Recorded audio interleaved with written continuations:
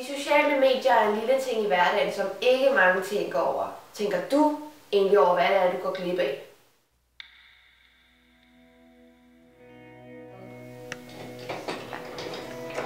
Put, put. Put, put.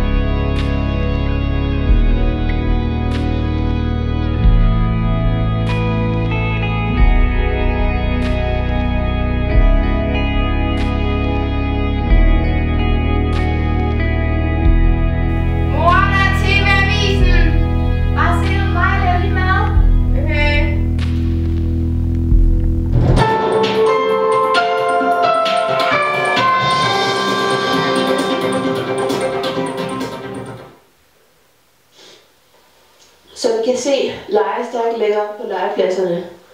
Børnene sidder derhjemme foran fjernsynet med deres iPads. Det er ærgerligt. Derfor skal der gøres noget. Det er bare ikke godt nok. Børnene skal ud og have den friske luft, og de skal lege på legepladsen.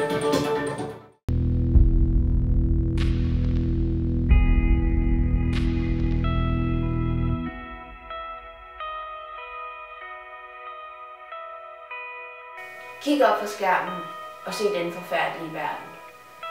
Er det sådan, vi vil være? Og er det sådan, vores generation skal huskes?